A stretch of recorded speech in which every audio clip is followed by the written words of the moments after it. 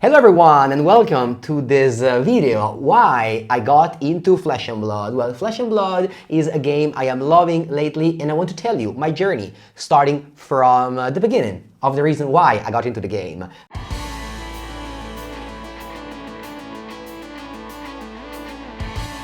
So why I got into Flesh and Blood? Well, the reason is that I'm a competitive player.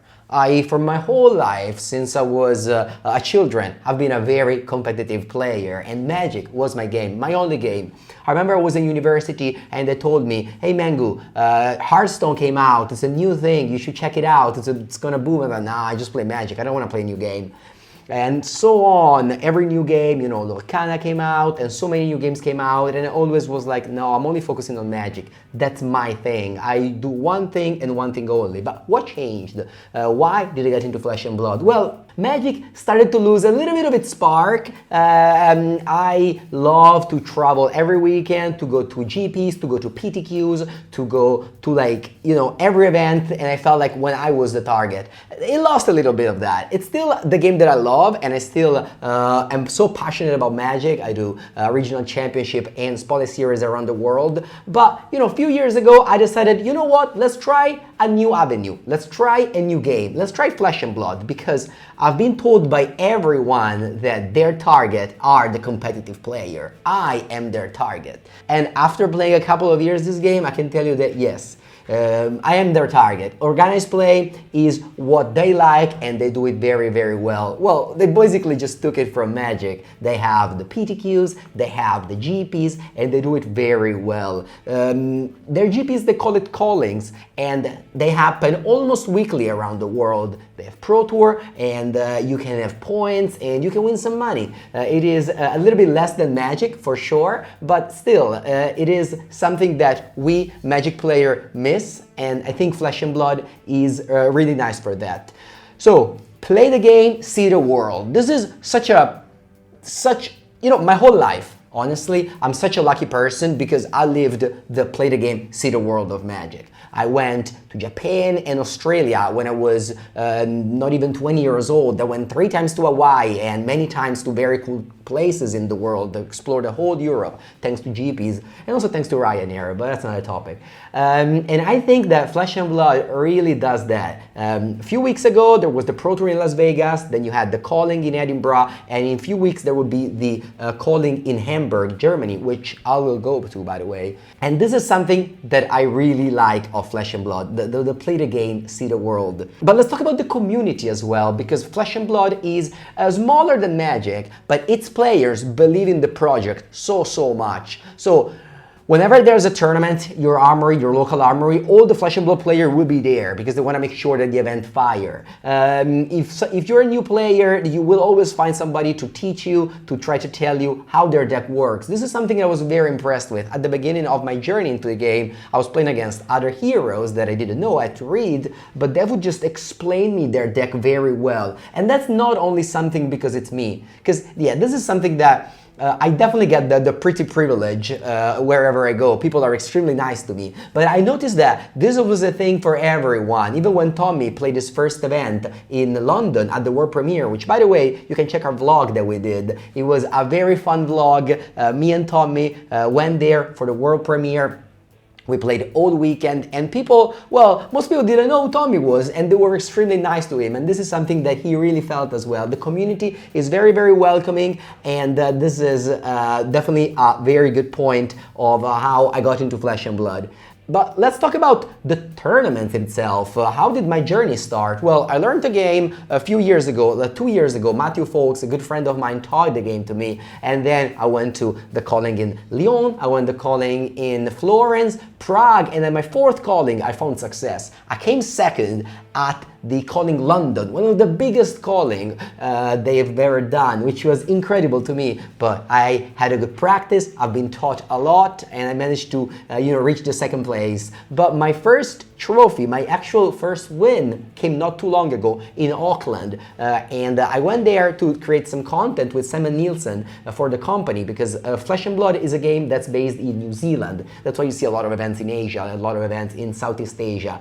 And so I went there, I saw the office, I saw all the passionate people that work for the game, because the creator of the game, James White, he still works for R&D, and this really tells you a lot about the game. Like, the creator of the game isn't just somebody that, you know, sold the company and just makes money out of the game. He still goes to the office every day. He still makes the card. He's the one that really just pushes the card. He's like the final, the final end of the R&D chain, and is the creator of the game. And this is really, really beautiful. He hosts a meet and greet, he does his talks, he goes to podcasts. So it really makes you feel like you're there, like you can touch the company hand to hand. As a content creator, this is very true. I was talking to the professor, and we've been so amazed by how LSS just treats us content creator very, very well.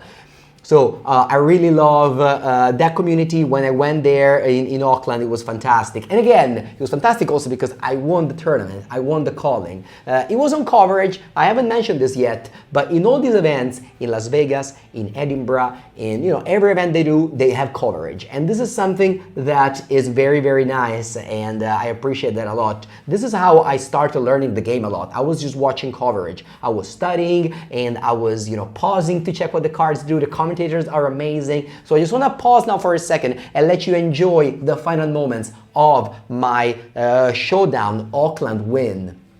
Yeah, what good memories. I really, really enjoyed that event, and I enjoyed, of course, winning my first trophy. I mentioned callings, I mentioned Showdown, what they are. Let me show you the organized play system, and here it is. $2 million. This is the total prize pool of Flesh and Blood in 1 year. Last year it was 1.5 million, and they upped it to 2 million. So very, very nice. We have the tier 4 events. Those are the events that happened locally. So the ones that you can find at your store. You have the armories every week, and then you have the skirmish whenever it's skirmish season, and then you have the pre-release, of course, before a new set. Speaking of which, Flesh and Blood is not like Magic. There are only 3 new sets per year, plus some bonus set that try to push just 1 or 2 classes. Like we'll have the Mastery Pack Warrior just right now in August. And then we have the tier 2 events. Those, as I mentioned, are the one like the Showdown and the Battlegrounds. But those are a bit more special because the Showdown and the Battlegrounds award 1 or 2 Pro Tour invites. And those are an invite that you can use whenever you want. So for example, in Calling Auckland, I won a Pro Tour invite. And at Worlds in November in Paris, France, will go and I can redeem a Pro Tour invite to play the Worlds. The tier 2 events are also the Road to Nationals and the ProQuest. Those are events that qualify you to the third 3 event. The Road to National, of course, qualifies you to the Nationals, which is an event that unfortunately Magic doesn't run anymore, but it's so, so good. And the ProQuest are gonna happen in September, October in Flesh and Blood, and they will qualify you to the first Pro Tour of next year, which is in February, and it's gonna be in London.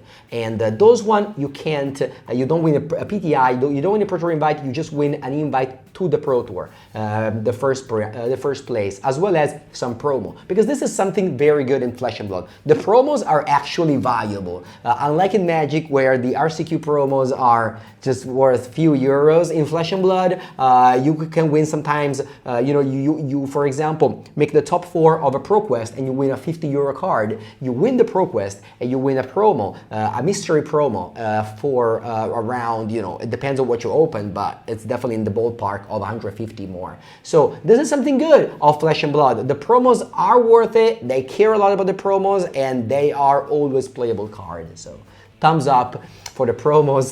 Definitely they step up their game. And then of course we have the tier 2 event. This is the Calling, which is the equivalent of a GP. The whole top 8 wins a PTI, and then you win also the quote-unquote pro points, which are called World Tour points in this game, and also you win money. Top 24 or 32, based on how big is the event, win money. Actually, I think right now they changed, and it's always top 32 wins money.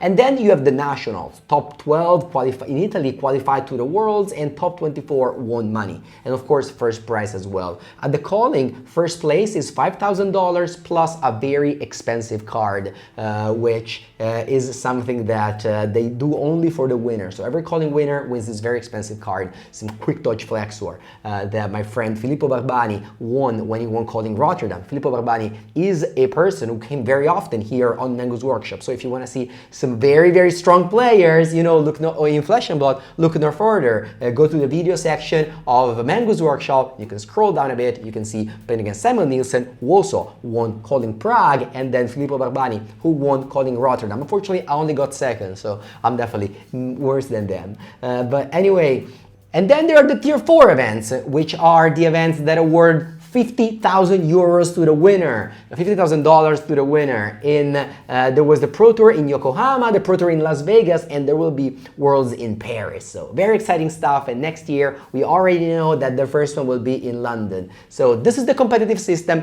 This is something that organized player want to qualify to, want to participate on, and want to win the prizes, because we want to win prize. This is why, this is why you're here. This is why you are interested to Flesh and Blood, for sure. Let's talk about the game now, because you might arrive here and be like, oh wow, this sounds amazing. How do you play? Well, first thing first, I want you to check the videos that I made now 2 years ago with my friend Alfred that really teaches you how to play the game. That video has a lot of views because it's a very good video for Magic player that shows you about the game. But briefly, cards look like this. They have the mana cost on top right. So in this case, Ronin Renegade is a 0-drop. On the top left, you can see how much mana they produce. If I would like to pitch this card instead of attack with it, this produces 1 mana, so it's a Lotus Petal. On bottom left, you see its attack, 3, and on bottom right, you see its defense, 2. But then again, if this doesn't make much sense to you, please watch the video that I made with Alfred. We teach Flesh and Blood very well. And then after that, we have a lot of videos that are with precons with Samuel Nielsen or with Silver Age decks with Samuel Nielsen and Filippo Barbani. Precons and Silver Age are some very good way to approach the format. Silver Age is the Pauper of Flesh and Blood. And by the way, in Flesh and Blood, Pauper, it's an officially supported format. It's not like Magic, where Pauper is a community-based format. In Flesh and Blood, it's an officially made format. The tournament I won in Auckland, where I won 1,500 euro with, it was a Pauper tournament. So, you know, my deck here, Briar, costed less than 10 euros and won me 1,500 euro. And this is something that you can do in Flesh and Blood. Well, you can do it in Magic as well with Paupergeddon, but those are not WotC money. Those are Boss MTG money. And this is an important thing. And finally, one of the reasons why I love Flesh and Blood is limited. They have limited tournament, they play limited at the Pro Tour, they play limited at the other events, and you know, some of the new games just focus on constructed. I love limited. Flesh and Blood limited is very good. And this is something that it also made me fall in love. The events, for example, in Bilbao, there will be an event, a limited calling in Seoul, South Korea. I will go there and there will be a limited world premiere. So I love limited. Flesh and Blood does that alongside, of course, constructed. There is classic constructed, Silver Age, Living Legends. There's multiple formats similar to Magic, but of course the game is a lot younger. 2019 was made, so you have less cards. But that's it. I talked for very long because this is why I love Flesh and Blood, and I hope that after this video you get to love it as well. Bye!